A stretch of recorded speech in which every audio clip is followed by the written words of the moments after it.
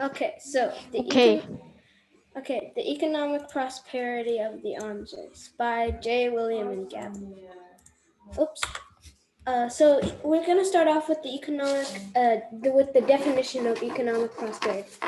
So it basically just means the economic growth of a country and economic success of a country. So, like, if you think of it, you can think of it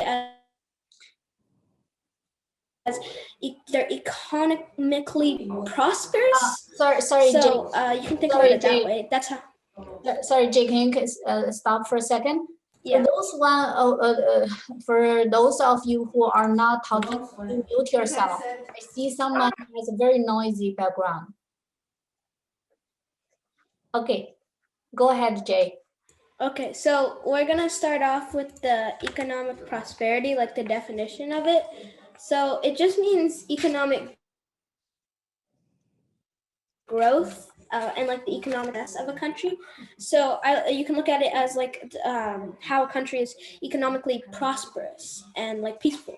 And in this case, we're going to be looking at the economic growth of both the U.S. and the USSR in the Cold War arms race and comparing them.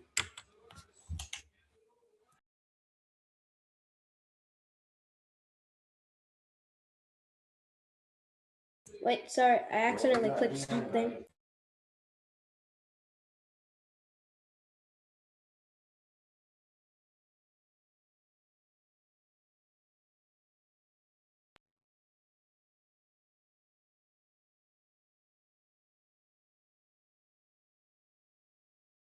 Okay.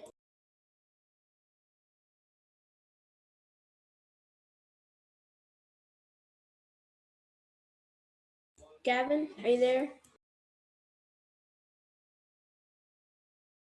Yep. Gav, So, economic collapses of the Soviet Union. In the Soviet Union, the economy had extensive industrial things, including state ownership, including production, and both industrial and collective farming. The result of the excellent Soviet Union economy was a 5-year plan that was initiated in 1928, and until 1950, the Soviet Union evolved from a small society to a large, intimidating one.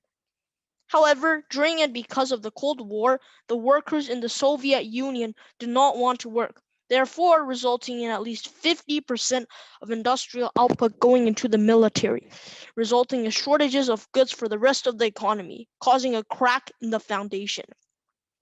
However, a bigger reason was the demand, in which the demand of the grain in Russia was big and was increasing despite the stagnated agriculture in the Soviet Union. While another product, petroleum, was available, it was easy to finance the purchase of grain, since the price of it was high. However, once the prices of such were decreasing, they borrowed funds from the Western banks to purchase grain, and doing so restricted the international activities of the Soviet Union. They couldn't send Soviet troops to fight against communism, since it would end up being refused from Western sources, and everything collapsed after then. More about the economic drop of the Soviet Union. The Soviet Union could not afford to keep continuing making bombs and investments in the military, so they went into a period known as detente. When the Soviets were losing money, their economy dropped, and so did their agriculture. Economic standpoint of the USA. America did not put a lot of output on their military. However, they had an extremely powerful weapon on their mind, giving birth to DARPA, stands Defense Advanced Research Project Agency, in which it played a significant role in launching what was called the Information Revolution.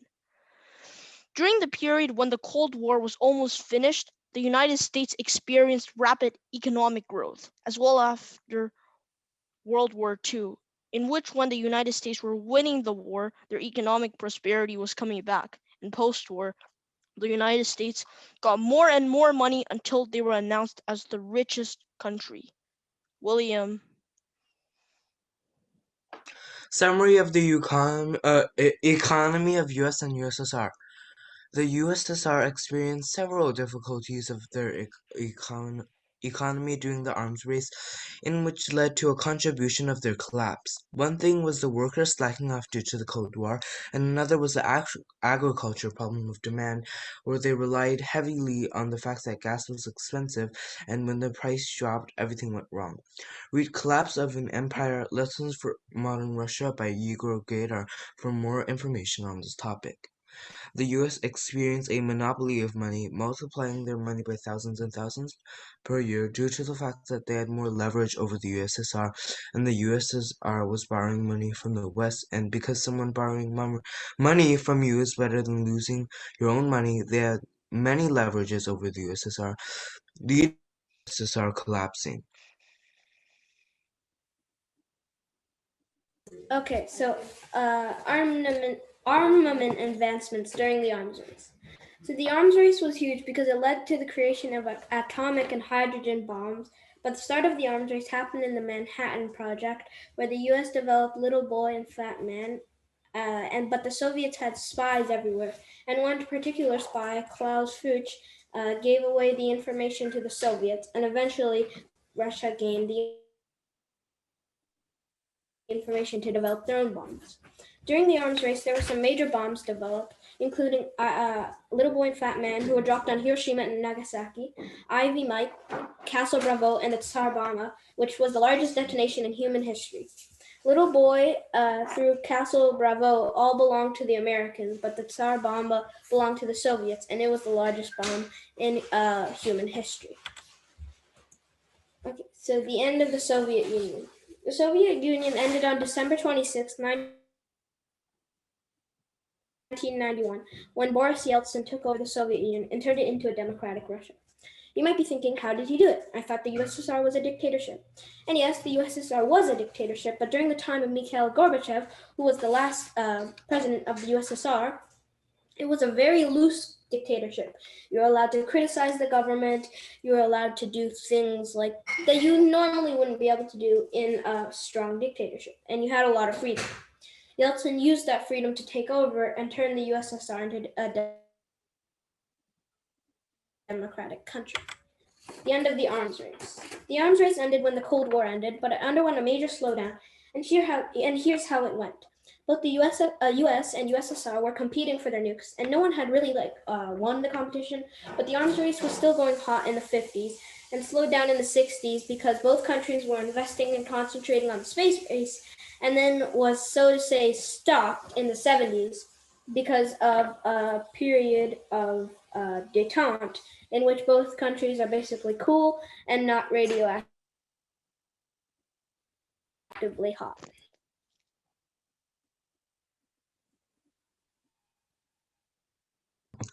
Conclusion. The US were very successful during the arms race, and they became one of the richest countries after. In a word, the US was economically prosperous country because of the arms race, but the USSR suffered a shaming defeat in which they collapsed. They were too earnest and underestimating of the US, therefore now losing their money and depending on single materials and collapse within.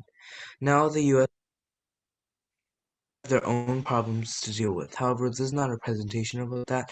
So what do you think about the austerity of the US and the USSR?